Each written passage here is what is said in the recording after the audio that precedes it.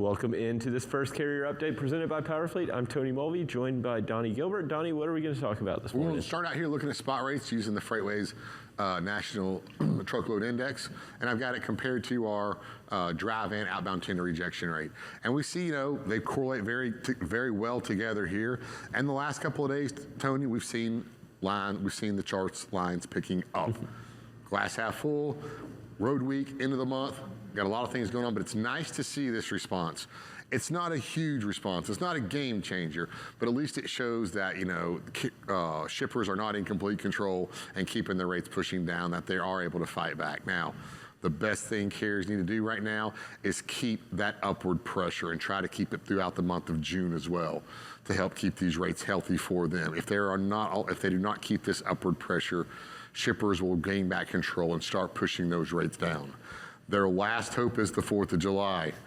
End of month, end of quarter, 4th of July, and then you get into that time period that I really don't like when I was back working with carriers. It seems like that there's just a dragging period from August all the way through October until we get into that fourth quarter rush. But right now, things look healthy. You can fight back. Shippers are not in total control.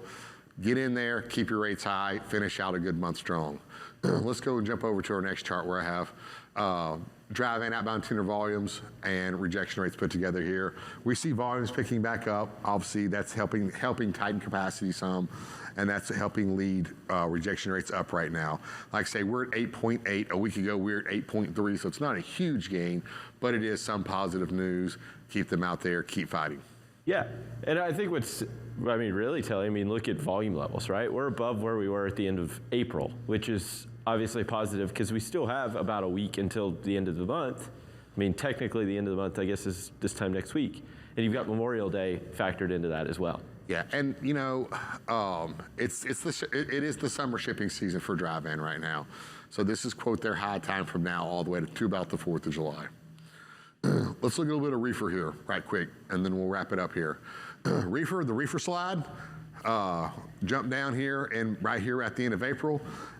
And we picked up there at the beginning of May, and we've come back down and we've leveled off. There's not a lot of exciting news going on with reefer, and I'm really this is really making me nervous right now.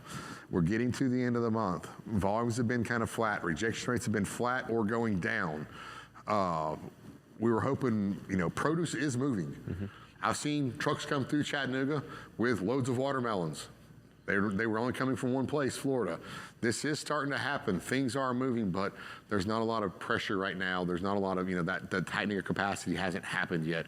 Maybe it'll happen in another week or two, but right now, rates are not really looking all that great right now. Of course, the long hauls or loads going up into the Northeast, those are going to pay more. Loads going to Salt Lake City, loads going to Denver, those markets that nobody wants to go to, those loads are paying right now a little bit better, sure. But areas going to Atlanta, Chicago, we're not seeing it. Awesome. Well, thank you so much for this update, Donnie. We'll be sure to check in with you before the end of the show. Right now, we're going to toss it to a quick break. We'll be back with more FreightWays Meow.